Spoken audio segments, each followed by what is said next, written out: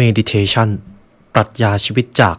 อดีตจักรพรรดิครับหากคุณผู้ฟังได้เรียนรู้ถึงปรัชญาสโตอิกหลายท่านจะคุ้นชื่อชายคนนี้ดีมาร์คัสออเรเลียสครับท่านชายคนนี้เป็นอดีตจักรพรรดิคนหนึ่งที่ได้เขียนหนังสือเล่มหนึ่งครับเป็นปรัชญาสโตอิกชื่อว่า Meditation ผมมีโอกาสได้ทำปรัชญาสโตอิกค่อนข้างเยอะแล้วก็มีหลากหลายคลิปนะครับแต่ในพาร์ทนี้จะเป็นแก่นแท้ที่ท่านมาร์คัสออเรเลียสได้คัดกรองมาจากปรัชญาสโตอิกและได้เรียบเรียงลงไว้ในคัมภีร์เล่มนี้ในเอพิโซดนี้ครับเราจะมาเรียนรู้แก่นแท้แห่งการมีชีวิตจาก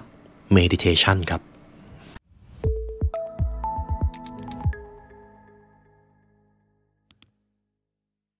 ตำราสู่ความสำเร็จและเนื้อหาพิเศษจากเรา The Library Premium Content รับชมทั้ง2ช่องทางได้แล้ววันนี้ทั้ง YouTube Membership และ www.thelibrarylearn.com เพราะการเรียนรู้จะทำให้คุณเป็นอิสระจริงๆแล้วหากพูดถึงปรัชญาสโตอิกครับมันจะเป็นเหมือนแก่นแท้ในการมีชีวิตผมว่าเสน่ห์อย่างหนึ่งที่เขาได้เคยเขียนลงไว้ในหนังสือก็คือปรัชญาสโตอิกคือปรัชญาสำหรับคนธรรมดาครับหากคุณผู้ฟังลองวิเคราะห์ดูดีๆหลายปรัชญาในโลกใบนี้ครับจะเกี่ยวข้องกับคนที่ไม่ค่อยเหมือนคนอื่นจะเป็นคนที่ปลีกวิเวกอยู่กับความเงียบสงบแต่ปรัชญาสโตอิกเขาบอกเลยว่าเป็นปรัชญาของคนที่เป็นคนธรรมดาครับเดินไปจ่ายตลาดใช้ชีวิตทำงานทั่วไปเลยเพียงแต่ว่าไม่ว่าเราจะอยู่ในสถานการณ์ใดในชีวิตหากเรามีทัศนคติในการใช้ชีวิตที่ถูกต้องหรือแข็งแกร่งมากพอไม่ว่ามันจะเกิดอะไรขึ้นคุณจะมีอำนาจเหนือสถานการณ์ภายนอกครับนั่นคือสิ่งที่เป็นภาพนิยามของปรัชญาสโตอิกและแน่นอนครับจุดประสงค์ในการเรียนรู้ปรัชญานี้มันจะมีอยู่คำหนึ่งผมอยากให้คุณผู้ฟังจำคำนี้ไว้ยูไดโมเนียครับคำว่ายูไดโมเนียหากให้ผมแปลง่ายๆเลยคือตัวตนที่ดีที่สุดเท่าที่คุณจะเป็นได้นั่นคือจุดประสงค์ในการที่ปรัชญาสโตอิกได้ถูกสร้างขึ้นมาครับและมีชายท่านหนึ่งก็ได้เรียบเรียงลงไว้ในคัมภีร์ของเขาก็คือท่านมาร์คัสออเรเลียสผมได้สรุปออกมาเป็นบทเรียนสำคัญครับให้คุณผู้ฟังนำไปต่อยอดในการสร้างปรัชญาที่แข็งแกร่งในการใช้ชีวิตเพราะสิ่งหนึ่งที่ผมเชื่อว่าทุกท่านเชื่อเหมือนกันก็คือไม่ว่ามันจะเกิดอะไรขึ้นหากความคิดเราไม่ได้ถูกฝึกมากพอเราจะกลายเป็นทาสของสถานการณ์กลายเป็นทาสของอารมณ์นั่นเองแต่ถ้าท่านมีความคิดมีหลักการมีปรัชญาที่ถูกต้องคุณจะเป็นนายเหนือความคิดของตัวเองนั่นเองฉะนั้นควรค่าครับจากการเรียนรู้ปรัชญาเซนมาร์เก็ตบริการสั่งของจากญี่ปุ่นเว็บไซต์ที่จะช่วยคุณสั่งสินค้าจากญี่ปุ่นได้ง่ายๆเหมือนสั่งจากไทยเลยครับทำทุกอย่างได้ครบจบที่เดียวในเว็บทั้งการสั่งสินค้าชำระเงินติดตามพัสดุเลือกวิธีส่งได้เองไม่ต้องรอรอบพรีเก็บสินค้าในโกดังฟรี60วันการันตีความน่าเชื่อถือด้วยผู้ใช้งานกว่า 1.5 ล้านรายทั่วโลกครับเซนมาร์เก็ตพิเศษครับสำหรับผู้ชม The Library ที่น่ารักของผมรับแต้มสะสม800เยนจากเดิม500เยนเมื่อสมัครผ่านลิงก์ใต้ description ใช้นะครับเพราะผมเองก็ใช้ด้วยเรามาเริ่มที่ข้อที่1ก่อนว่าท่านมาร์คัสออเรเลียสให้ความสำคัญกับเรื่องอะไรบ้างผมจะเรียงเป็นลำดับข้อที่1 The evil that men do harms you only if you do evil in response ความเลวร้ายในชีวิตทุกอย่างมันจะมีผลกับคุณก็ต่อเมื่อคุณเลือกตอบสนองด้วยความเลวร้ายครับนี่คือแก่นที่สำคัญมากไม่ว่าความเลวร้ายในชีวิตอะไรมันจะเกิดขึ้นก็ตามสิ่งนั้นจะกลายเป็นเรื่องเลวร้ายจริงๆก็ต่อเมื่อเราตอบสนองกับมันด้วยความคิดในแง่ลบครับความคิดของเรามีผลกับผลลัพธ์ที่มันเกิดขึ้นนั่นเองคน2คนเจอสถานการณ์เดียวกันแต่ก็ใช่ว่าเขาจะตอบสนองเหมือนกันคุณผู้ฟังลองคิดดูว่าคนคนหนึ่งเวลาเจอสถานการณ์อะไรก็กล่าวโทษคนอื่นตอบสนองด้วยอารมณ์ด้านลบก่อนเลยกับอีกคนหนึ่งเจอสถานการณ์เดียวกันแต่ใช้สติปัญญาของตัวเองคิดก่อนหาเหตุผลก่อนไม่รีบตอบสนองคุณคิดว่าผลลัพธ์ของ2คนนี้แตกต่างกันไหมครับมหาศาลใช่ไหมครับจากหน้ามือเป็นหลังมือเลยฉะนั้นข้อนี้ตรงตัวครับความเลวร้ายจะมีผลกับคุณก็ต่อเมื่อคุณเป็นความเลวร้ายนั้นด้วยผมจะนำประโยคนึงที่ลึกซึ้งมากของบทนี้มาให้ Forget what other people are doing Forget what they are doing wrong You get enough on your plate Focus on yourself Focus on what you might be doing wrong ลืมสิ่งที่คนอื่นทำไปเสียลืมสิ่งที่พวกเขาทำผิดแต่ขอให้ท่านมุ่งความสนใจไปที่ตัวเองมุ่งความสนใจไปในสิ่งที่ท่านอาจทำผิดพลาดเพราะนั่นคือสิ่งเดียวที่สำคัญที่สุดสู่การเป็นยูไดโมเนียหรือตัวตนที่ยอดเยี่ยมที่สุดเท่าที่ท่านจะเป็นได้ความคิดการกระทำการตัดสินคำวิพากษ์วิจารณ์จากผู้อื่น เราควบคุมไม่ได้เลยครับเมื่อไรก็ตามที่เราอยากจะไปควบคุมสิ่งนี้สิ่งที่คุณจะได้รับก็คือความล้มเหลวความผิดพลาดความรู้สึกไม่เคารพตัวเองนั่นเองฉะนั้นมันไม่ใช่เรื่องเกินจริงเลยครับสิ่งที่เราควบคุมได้จริงๆในชีวิตมันอยู่ติดตัวเราหมดเลย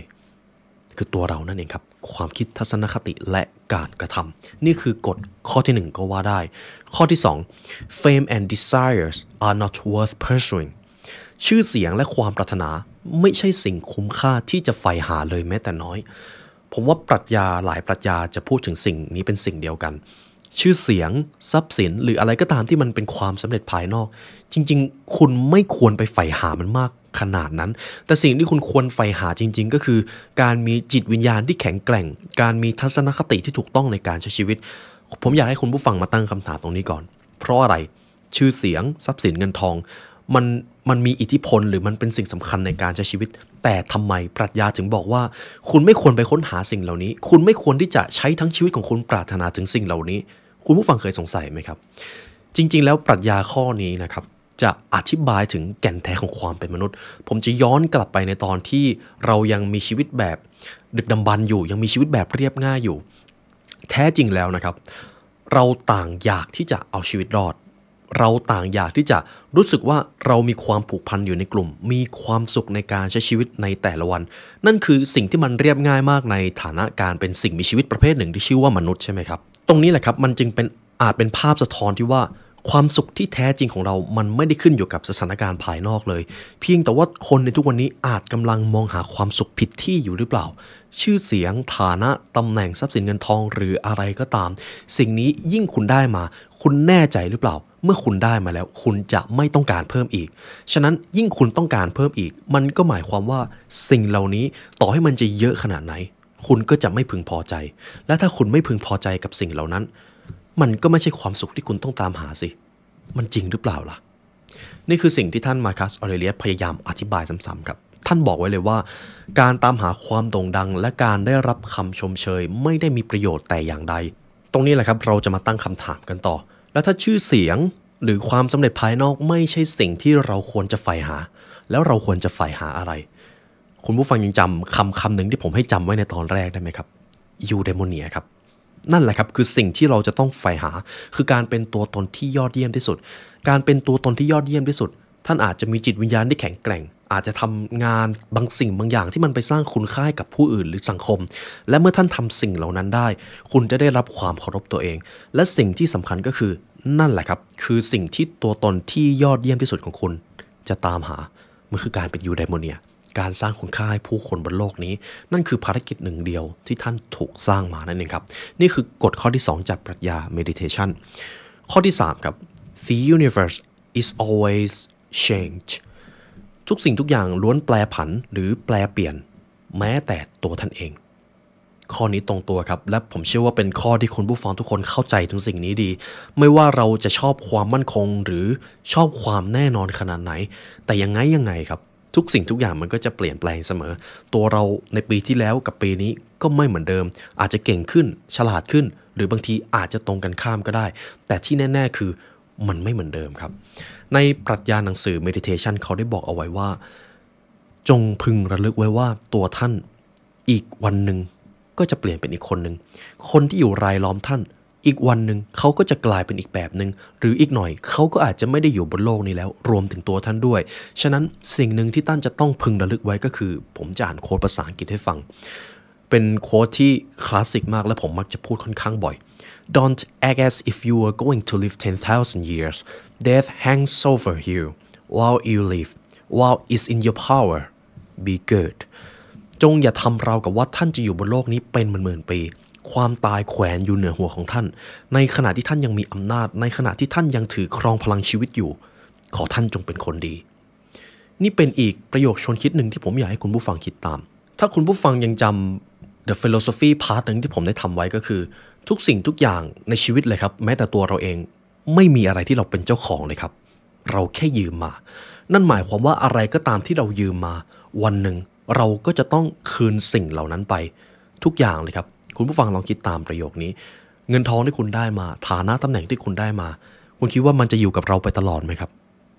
ไม่ใช่ไหมครับ ตัวผมในตอนนี้อีกหน่อยก็อาจจะไม่ได้อยู่แล้วฉะนั้นนี่จึงเป็นเหตุผลครับว่าทำไมทุกสิ่งทุกอย่างที่เรามีอยู่จริงๆแล้วเราแค่ยืมมาแม้แต่คนรอบข้างเราเพราะวันหนึ่งเขาก็จะไม่ได้อยู่กับเราสิ่งของก็เช่นกันฉะนั้นกฎข้อนี้ตรงตัวเรียบง่ายและเป็นอีกกฎธรรมชาติหนึ่งที่ขัดแย้งไม่ได้ครับทุกสิ่งทุกอย่างจะแปรเปลี่ยนเสมอแม้แต่ตัวท่านเองต่อไปเป็นปรัชญาข้อที่ 4 Problems are created in the mind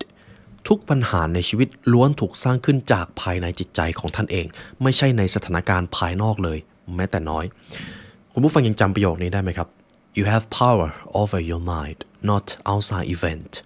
ท่านมีพลังอำนาจเหนือจิตใจไม่ใช่เหตุการณ์ภายนอกจงพึงระลึกไว้ถึงสิ่งนี้เสมอและความกล้าหาญมันจะถูกสร้างขึ้นมาคือข้อนี้ผมจะเล่าประสบการณ์ส่วนตัวหนึ่งให้คุณผู้ฟังลองคิดตามนะครับเป็นอีกสิ่งหนึ่งที่ผมเอาไปประยุกต์ใช้กับชีวิตต้องยอมรับว่าในทุกวันนี้มันมีความเร่งรีบเกิดขึ้นเยอะใช่ไหมครับปัญหาบางทีอุปสรรคมันก็เกิดขึ้นวันต่อวันเลย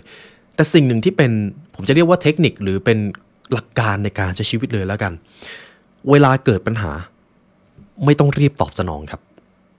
มันจะมีอยู่คำหนึ่งก็คือ stillness is the key จงตอบสนองด้วยความนิ่งสงบก่อน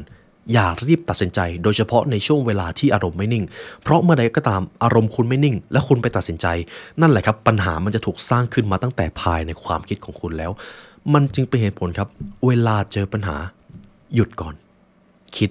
แล้วค่อยตัดสินใจไม่ต้องรีบครับทุกปัญหาในชีวิตท่านมีเวลาให้แก้ทั้งชีวิตไม่ต้องรีบเลยแต่ตรงกันข้ามเมื่อใดก็ตามที่ตัวผมนะครับรีบไปตอบสนองอาจจะเป็นการเขาเรียกว่า over reflection หรือ over react มันจะเรียกแปลภาษาไทยว่าตอบสนองเร็วเกินไปไม่ได้คิดให้รอบคอบจากที่ผมจะได้เดินหน้ากลับกลายเป็นว่าผมจะต้องเดินถอยหลังเพราะผมทำผิดพลาดนั่นเองข้อนี้ลึกซึ้งมากเวลาเกิดปัญหาอะไรขึ้นทุกปัญหามันจะถูกสร้างขึ้นจากในหัวของเราก่อนฉะนั้นเมื่ออารมณ์ของท่านยังไม่นิ่งหยุดแล้วคิดครับนี่คือปรัชญาข้อที่ 4 ข้อที่ 5 ครับ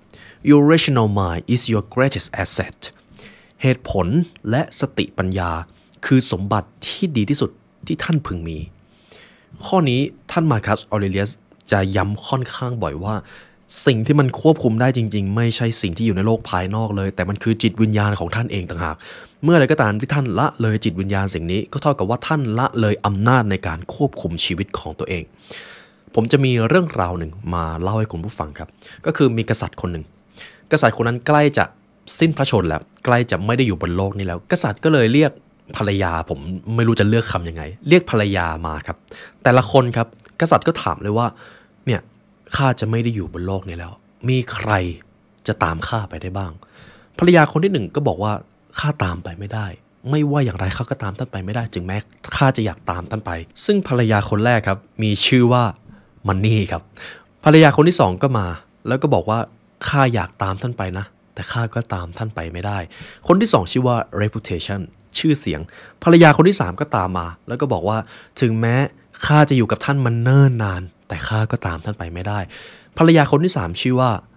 body ครับ physical body ร่างกายนั่นเองแต่ภรรยาคนที่สี่เดินมาแล้วก็บอกว่าได้เดี๋ยวข้าจะตามท่านไปด้วยไม่ว่าท่านจะไปอยู่ในแห่งหนใดข้าก็จะตามท่านไปภรรยาคนที่สี่ชื่อว่า soul ครับจิตวิญญาณนั่นเอง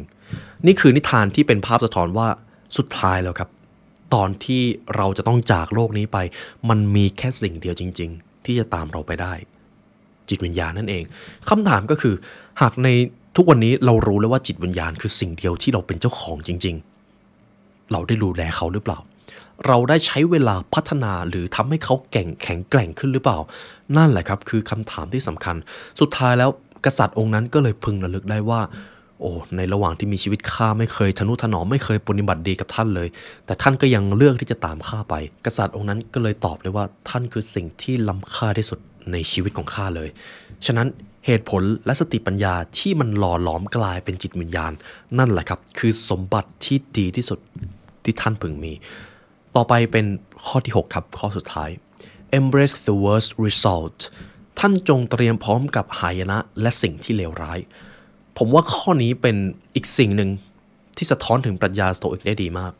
ถึงแม้ผมจะบอกว่านี่คือปรัชญานะครับแต่ปรัชญาสโตอิกไม่ใช่ปรัชญาที่บอกว่าคุณจะต้องมองโลกในแง่ดีคุณจะต้องมองโลกในทางที่สวยงามเสมอไม่ใช่เลยครับแทบจะตรงกันข้ามเลยปรัชญาสโตอิกจะบอกคุณว่า จงพึงระลึกเหตุการณ์ที่เลวร้ายที่สุดเท่าที่ท่านจะนึกได้จงพึงระลึกถึงความตายเสมอจงพึงระลึกไว้ว่าหายนะมันจะเกิดขึ้นได้ทุกเมื่อท่านจงพึงระลึกสิ่งนี้ทุกลมหายใจนี่คือสิ่งที่ปรัชญาสโตอิกจะบอกครับแต่เหตุผลจริงๆก็คือหากคุณเตรียมพร้อมให้ตัวเองรองรับกับสถานการณ์ที่เลวร้ายที่สุดได้คุณจะพร้อมรับกับสถานการณ์ที่ดีด้วยเช่นกันตรงนี้แหละครับผมว่าเป็นเสน่ห์ของปรัชญานี้ตรงนี้ผมจะมีประโยคนึงมาอ่านให้คุณผู้ฟังครับเป็นภาพสะท้อนที่ดีมาก When you wake up in the morning tell yourself the people I deal with today will be battling ungrateful arrogant dishonest jealous and surely they are like this because they can't tell good from evil เมื่อท่านตื่นขึ้นในตอนเช้าจงบอกกล่าวกับตัวเองว่าคนที่เราจะต้องพบเจอในวันนี้จะบ้าบิ่นไม่จริงใจไร้เหตุผลไม่ซื่อสัตย์ยิงทะนงขี้อิจฉาและเสี่ยงที่จะลังเลหากพวกเขาเป็นเช่นนี้ขอให้เข้าใจว่าเป็นเพราะพวกเขาไม่สามารถแยกแยะความดีจากความชั่วและนั่นคือสิ่งที่เป็นความจริงของโลกซึ่งมันสวยงามนี่คือสิ่งที่ท่านมาร์คัสได้เขียนลงไปในคัมภีร์ meditation ทุกๆเช้าที่ตื่นขึ้นมาอย่าไปคิดว่าคุณจะเจอคนที่ดีอย่าไปคิดว่าวันนี้จะต้องเป็นวันที่ดีตรงกันข้ามครับคุณผู้ฟังลองเอาไปใช้ดูเมื่อตื่นขึ้นมาลองคิดถึงสิ่งนี้วันนี้อาจจะเป็นวันที่เลวร้ายที่สุดของคุณก็ได้วันนี้คุณอาจจะเจอคนที่ยิงไทนงใส่คุณดูถูกคุณพูดจาไม่ดีกับคุณแต่แล้วยังไงต่อชีวิตมันก็ต้องเดินหน้ารองรับมันให้ได้สิลองเอาตรงนี้ไปใช้ดูนะครับสำหรับตัวผมมันได้ผลเพราะผมเป็นคนที่ไม่ค่อยได้มองโลกในแง่ดีขนาดนั้นหรือในบางครั้งเมื่อตัวผมเองรองรับสิ่งที่เลวร้ายที่สุดเท่าที่มันจะเกิดขึ้นได้มันรู้สึกสบายใจมากขึ้นนะครับซึ่งเป็นอีกสิ่งหนึ่งที่เรามักจะไม่ค่อยได้ระลึกกันต่อไปจะเป็นบทเรียนส่วนสุดท้ายที่ผมจะนำมาให้นะครับเป็น3ประโยคที่ดีที่สุดในหนังสือเล่มนี้เลยข้อที่1ใจของเรามีพลังมหาศาลเราสามารถเลือกที่จะมองเห็นเหตุการณ์ได้อย่างไรเราสามารถเลือกที่จะตอบสนองหรือตัดสินใจที่จะเป็นคนที่ยอดเยี่ยมที่สุดหรือเป็นคนที่เลวร้ายที่สุดก็ได้ทั้งหมดอยู่ที่ใครครับอยู่ที่เราเองใช่ไหมครับฉะนั้น2ประโยคนี้จะเป็นย้ำกฎข้อนี้ข้อที่1 you have power over your mind not outside event realize this and you will find strength คุณมีอำนาจเหนือจิตใจไม่ใช่เหตุการณ์ภายนอกรู้จักสิ่งนี้แล้วคุณจะพบพลังกับอีกคำหนึ่งเมื่อเจออุปสรรคขอให้ท่านพึงระลึกไว้ว่า the obstacle is the way อุปสรรคที่ขวางทางนั่นแหละคือทางที่ท่านจะต้องไปข้อที่2ครับมีคนที่จะกระทำทุกร้ายหรืออย่างน้อยก็เป็นสิ่งที่ท่านจะไม่พึงพอใจเสมอเรามีความรับผิดชอบเพียงแค่วิธีการที่เราตอบสนองกับสิ่งนั้นเท่านั้นเองระลึกถึงสิ่งนี้ไว้อย่าไปควบคุมผู้อื่นอย่าไปมองว่าสิ่งที่คนอื่นทำมันผิดเพราะนั่นไม่ใช่สิ่งที่คุณควบคุมได้เลยข้อที่3ครับจงพึงระลึกไว้ว่าท่านจะต้องตายโมเมนโตโมริสุดท้ายแล้วทุกปรัชญาครับจะกลับมาที่สิ่งนี้ mortality ครับหรือความตายนั่นเองท่านจะต้องตายความตายของเราและการจบสิ้นแห่งชีวิตจะถูกแทนที่อยู่เสมอท่านควรให้ความสำคัญกับการทำงานกับการทำความดีให้กับผู้อื่นแม้แต่คนที่ท่านไม่รู้จักท่านก็ควรทำเพราะท่านจะต้องตายเท่านั้นเลยครับสุดท้ายนี้หากพูดถึงความตายผมจะนึกถึงเรื่องราวหนึ่งในช่วงกรุงลอนดอนนะครับในตอนนั้นกรุงลอนดอนเกิดเพลกหรือโรคระบาดแรงมากมันเป็นโรคระบาดที่ไม่สามารถรักษาได้นะครับและประชาชนก็รู้เลยว่าโอ้โหอีกหน่อยเราอาจจะตายก็ได้หรือคนใกล้ตัวของเราจะไปเมื่อไหร่ก็ไม่รู้เพราะโรคนี้ไม่มีการรักษาไม่มีวิธีทางการแพทย์ที่จะมารักษาเลยแถมเมื่อเป็นแล้วโอกาสตายสูงมากทุกท่านลองคิดดูนะครับในสถานการณ์ในเมืองลอนดอนในตอนนั้นทุกคนกำลังเข้าใกล้ความตายอยู่ทุกชั่วขณะมันจะต้องดูโกลาหลมากเลยใช่ไหมครับแต่สิ่งที่มันเกิดขึ้นจริงๆก็คือทุกคนอยู่กันอย่างสงบครับทุกคนรักใคร่กันมากกว่าเดิมซะอีกเพราะรู้แล้วว่าอีกหน่อยเราก็จะต้องตายอีกหน่อยคนที่เราเจออยู่เขาก็อาจจะไม่ได้อยู่แล้วเราจะโกรธเคืองกันไปทำไมเราจะทำไม่ดีใส่กันไปทำไมนี่คือเรื่องจริงที่มันเกิดขึ้นครับเมื่อมนุษย์พึงระลึกถึงความตายมนุษย์กลับรักกันมากขึ้นผมว่ามันเป็นเรื่องมหัศจรรย์มากซึ่งเหตุการณ์นี้ชื่อว่า The Great Plague of London นะครับเกิดขึ้นในช่วงคศ1665ถึง1666นะครับจะอยู่ในช่วงนี้หากคุณผู้ฟังอยากรู้เรื่องราวเพิ่มเติมสามารถเสิร์ชไปอ่านได้นะครับ และสุดท้ายนี้ก็เป็นบทเรียนทั้งหมดที่ผมนำมาให้คุณผู้ฟังจากคัมภีร์ meditation เป็นอีกคัมภีร์หนึ่งที่อ่านยากครับเพราะเป็นภาษาอังกฤษแล้วก็เป็นคำศัพท์ที่เก่าต้องใช้ช่วงเวลาการตีความระดับหนึ่งและเช่นเคยครับหากคุณผู้ฟังมาถึงตรงนี้ตัวผมเองก็ขอบคุณและเป็นเกียรติมากที่ได้มาเรียนรู้ด้วยกันในวันนี้ครับได้เวลาอันสมควรแล้วทีมงาน The Library และผมขอลาไปก่อนขอให้วันนี้เป็นวันที่ยอดเยี่ยมของทุกท่านครับสวัสดีครับ